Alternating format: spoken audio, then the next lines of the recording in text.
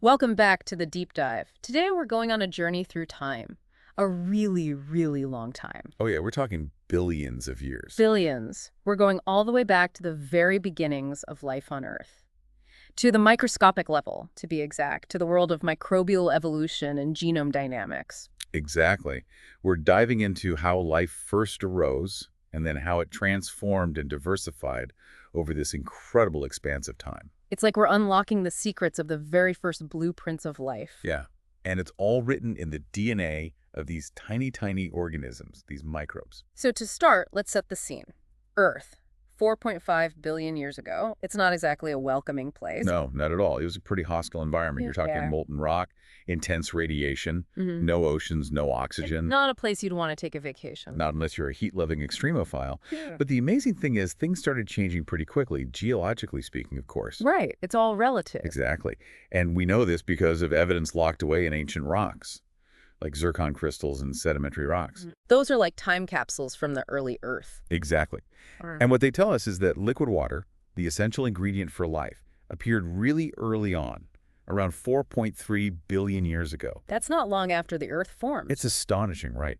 And then just a few hundred million years later, we see the first signs of life. Already. Wow. So what's the evidence for that? Well, there are a few things.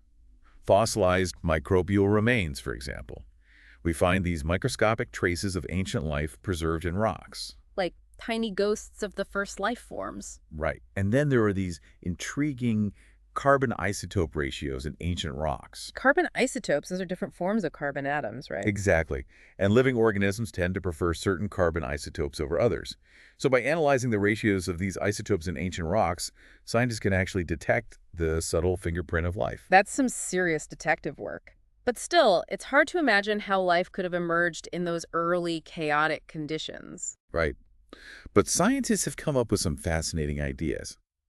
One of the most compelling is the hydrothermal vent hypothesis. Hydrothermal vents, those are like underwater geysers, right? Spewing out superheated water from the Earth's crust. Exactly.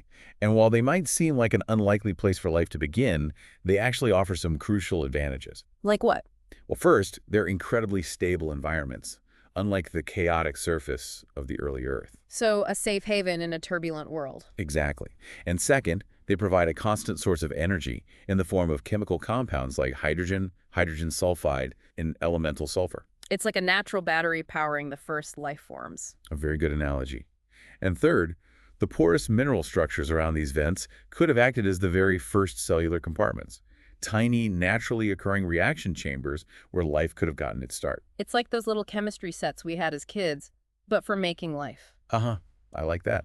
Now, inside these potential cradles of life, something incredible had to happen. The emergence of the first self-replicating molecules. The molecules that could make copies of themselves and pass on genetic information. Precisely.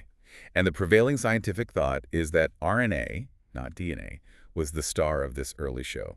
RNA, the molecule that usually helps DNA do its job. The very same. Yeah. It might sound strange, but RNA is actually a very versatile molecule. Unlike DNA, which mainly stores genetic information, RNA can do that and also act as a catalyst, speeding up chemical reactions. So it's a multitasker? Yes, very much so. Yeah. And these catalytic RNAs, called ribozymes, may have been the key to early life. So the idea is that early life was based on RNA molecules that could carry genetic information and also perform the functions needed for life. Exactly. It's like having a Swiss Army knife of a molecule that can do it all. It's elegant in its simplicity. But eventually, as life became more complex, things had to specialize, right? Right. Proteins, with their incredibly diverse structures, took over most of the catalytic work. And DNA, with its more stable double-stranded structure, became the primary keeper of genetic information. So it was like going from that Swiss Army knife to a whole toolbox full of specialized tools. Exactly. A division of labor for greater efficiency and complexity. And from this early stage, whether it was in primordial soup or around those hydrothermal vents, arose LUCA. Ah, yes. LUCA, the last universal common ancestor, the ancestor of all life on Earth today. Every single living thing, from bacteria to blue whales to us, can trace its lineage back to this single microbial entity. That's pretty mind-blowing. It is. And by comparing the genomes of all living organisms, scientists have been able to piece together some clues about LUCA. So what was LUCA like? Well, it probably lived around 3.8 to 3.7 billion years ago in a world very different from ours. It was likely anaerobic, meaning it didn't use oxygen. Makes sense, since there wasn't much oxygen around back then. Exactly. And it probably thrived in those high-temperature, sulfur-rich environments we talked about, like those hydrothermal vents. Using chemical energy instead of sunlight. Precisely. It was a chemolithotroph, obtaining energy by oxidizing inorganic compounds. So the very first life forms were essentially rock eaters. That's amazing. It is. And from this humble beginning, we start to see the first hints of metabolic diversity. Different microbes evolving different ways to get energy and build their cellular components. And then came a real game changer, photosynthesis, the ability to capture the energy of sunlight. That was a major turning point. But the first forms of photosynthesis weren't quite like what we see in plants today. How so? Well, they were anoxygenic, meaning they didn't produce oxygen as a byproduct. They used other electron donors, like hydrogen sulfide. So no oxygen revolution just yet? Not yet. Yeah. That came later with the evolution of oxygenic photosynthesis in cyanobacteria. Cyanobacteria, those are photosynthetic bacteria, right? Yes, and somewhere between 2.5 and 3.3 billion years ago, they figured out how to split water molecules to get electrons for photosynthesis, and as a result, they released oxygen as a waste product. A waste product that changed everything. It did. At first, that oxygen reacted with dissolved iron in the oceans, creating those beautiful banded iron formations we see in ancient rocks. Like a rusting of the ancient oceans. A very poetic way to put it. Yeah. But eventually, the iron was all used up, and oxygen started accumulating in the atmosphere. And that's when the Great Oxidation Event happened, around 2.4 billion years ago, a pivotal moment in Earth's history. Absolutely. Oxygen was toxic to many early life forms. It was a major environmental challenge. A mass extinction event for the anaerobic microbes. Yes, unfortunately. But this oxygenation also paved the way for the evolution of more complex oxygen-breathing life forms, and it led to the formation of the ozone layer. The ozone layer, which protects us from harmful UV radiation, that was a pretty important development. It was essential. It allowed life to eventually move out of the water and onto land. So those tiny cyanobacteria, by producing oxygen, completely reshaped our planet and paved the way for life as we know it. They did. And we see evidence of this early microbial life in stromatolites, those fossilized microbial mats dating back 3.5 billion years. They're like ancient microbial cities. Very much so. They show us that microbes were living in complex communities, shaping their environment billions of years ago. So we've gone from a barren, hostile planet to a world teeming with microbial life. But how exactly did these microbes evolve and diversify over time? It all comes down to changes in their genetic makeup, their DNA. And there are two main sources of genetic variation: mutation and genetic recombination. Mutation, that's when there are errors or changes in the DNA sequence, right? Exactly. Think of it like typos in the genetic code. These mutations can be small, like a single letter change, or large, like a whole chunk of DNA being deleted or duplicated. And those typos, those mutations can sometimes be beneficial, right? They can. A mutation might make a microbe better adapted to its environment, giving it an advantage. Like a random mutation that allows a microbe to tolerate a higher temperature or resist an antibiotic. Exactly. And then there's gene duplication. Sometimes an entire gene gets copied, creating an extra copy in the genome. So now you have two copies of the same gene. What happens then? One copy can continue to do its original job, but the other copy is free to accumulate mutations without harming the organism, and those mutations can sometimes lead to new functions. It's like having a spare part you can tinker with without breaking the machine, so you can get new functions without losing the old ones. That's a great analogy. And then there's the opposite, gene deletions. Sometimes losing genes can actually be beneficial. How so? It seems like having more genes would always be better. Not necessarily. In some environments, maintaining a large genome with lots of genes can be costly. It takes energy to replicate all that DNA. So sometimes shedding unnecessary genes can make a microbe more efficient. So streamlining the genome for a leaner, meaner microbe. Exactly. Especially in stable environments where resources are predictable, or in communities where microbes might be sharing resources. Now, besides mutation, you mentioned genetic recombination. What's that? Genetic recombination is when DNA from different individuals gets mixed together. Like shuffling a deck of cards. Kind of. Yeah. And a major way this happens in microbes is through horizontal gene transfer. Horizontal gene transfer. That sounds interesting. It is. It's when genetic material is transferred between organisms that aren't directly related. even across different species. So it's not just parent to offspring inheritance, it's like borrowing genes from your neighbors. Exactly. And there are a few ways this can happen. Transformation, for example, is when a microbe takes up free-floating DNA from its environment. Like scavenging genetic scraps. In a way, yes. Then there's transduction, where DNA is transferred by viruses. Viruses can carry microbial DNA. They can. Right. And when a virus infects a new host, it can sometimes accidentally deliver some of that foreign DNA along with its own. And finally, there's conjugation. Conjugation, what's that? It's when two microbes connect directly and transfer DNA, often through a plasmid. A plasmid, what's that? A plasmid is a small, circular piece of DNA that can replicate independently of the main chromosome. Like a mini chromosome. Exactly. They're often involved in transferring genes for things like antibiotic resistance. So through all these mechanisms of horizontal gene transfer, microbes can pick up new traits and abilities, even from distantly related species. Right. It's a powerful force in microbial evolution. It can accelerate adaptation and allow microbes to rapidly respond to environmental challenges. Now, all this genetic shuffling creates variation, but what determines which of these changes become established in a population? That's where natural selection comes in. The process where organisms with advantageous traits are more likely to survive and reproduce. Survival of the fittest, the classic evolutionary principle. Exactly. Those microbes with beneficial mutations or newly acquired genes have a leg up in the competition for resources. They're more likely to pass on those advantageous traits to their offspring. Precisely. And over time, this can lead to significant changes in the population, driving adaptation to the environment. But you also mentioned something called genetic drift. What's that? Genetic drift is a random process that can also change the frequency of genes in a population, especially in small populations. So it's not about fitness or adaptation. No, it's purely random. It's like flipping a coin.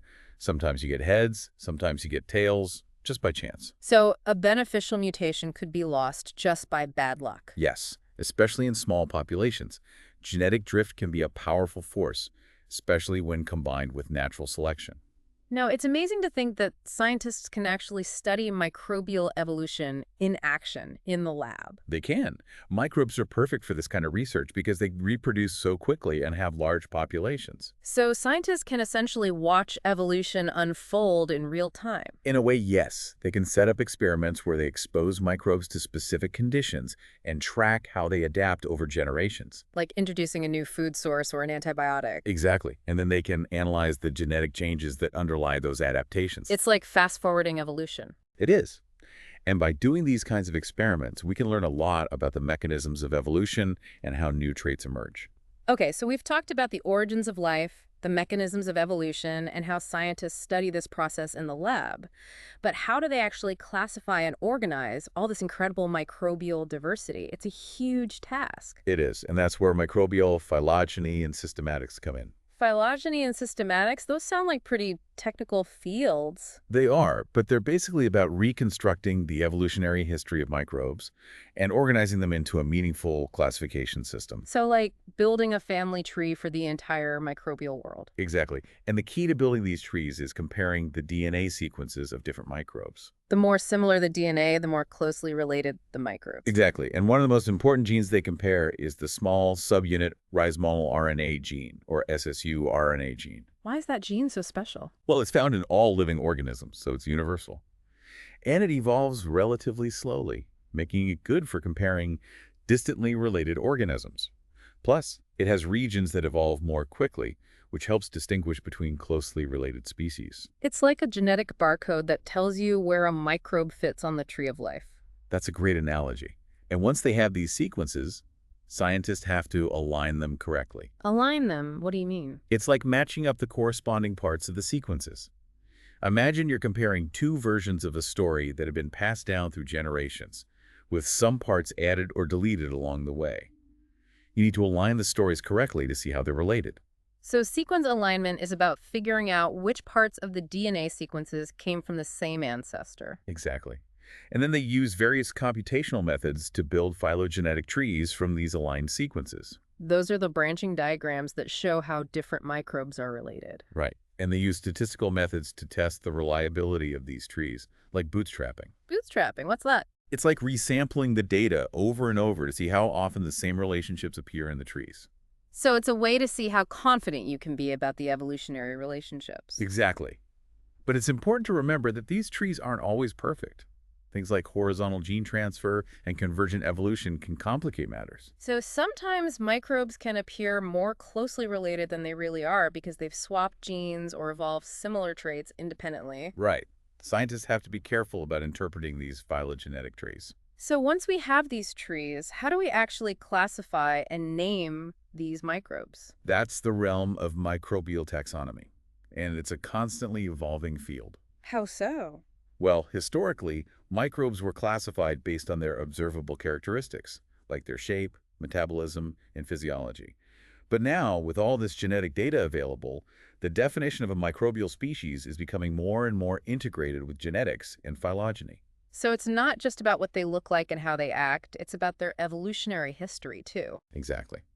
And to describe a new species, scientists use a polyphasic approach. They look at everything: phenotype, genotype, and phylogeny. So they build a really solid case before they declare a new species. You do. And genomic analyses are becoming increasingly important, like average nucleotide identity, or ANI. ANI, what's that? It's a measure of how similar the DNA sequences are between two genomes. It's like a percentage of shared DNA. So the higher the ANI, the more closely related the microbes? Exactly. And then there's core genome analysis, which looks at the genes that are shared by all members of a species. And the pangenome, which includes all the genes found in any member of that species. So the pangenome is bigger and more diverse than the core genome. Exactly. And by comparing these genomes, we can learn a lot about the genetic diversity and evolutionary history of a species. And sometimes microbes acquire whole chunks of DNA from other organisms. You mentioned these chromosomal islands. Right. Chromosomal islands are like genomic hitchhikers. They're large segments of DNA that have been acquired through horizontal gene transfer. And they often contain genes that give the microbe a special advantage. Yes, they can encode things like virulence factors, which help pathogens cause disease, or genes for symbiosis, which allow microbes to live in close association with other organisms. Now, sometimes the SSU-RNA gene isn't enough to distinguish between closely related species. You mentioned multi-locus sequence analysis, or MLSA, as another tool. Right. MLSA looks at multiple genes, not just one. It provides a higher resolution view of evolutionary relationships. So it's like using multiple genetic fingerprints to get a more accurate identification. A good analogy.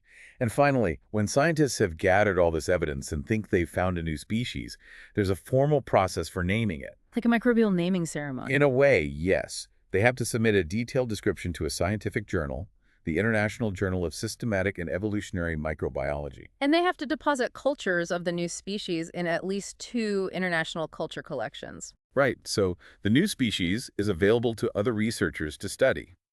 And until it's officially published, it's given a temporary name, a candidate species. So there's a whole system in place to ensure accuracy and consistency in microbial naming. Exact. But even with all these efforts, we've only scratched the surface of microbial diversity, haven't we? That's right. There are millions, maybe billions of microbial species out there that we haven't discovered yet. It's a vast, unseen world, a whole universe of microbes that we're just beginning to explore. Exactly.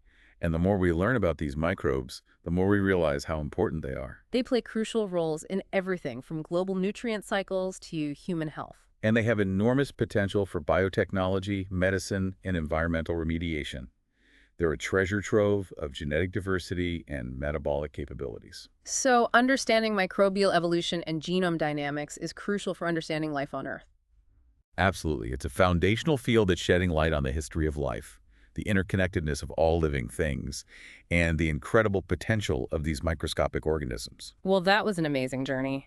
From the fiery birth of our planet to the incredible diversity of the microbial world. It's amazing to think that all life on Earth can be traced back to those first simple microbes. It really makes you appreciate the power of evolution and the incredible resilience and adaptability of life. It does, and who knows what other secrets are hidden within these microscopic organisms. It's a universe of possibilities waiting to be discovered. Thanks for joining us on The Deep Dive.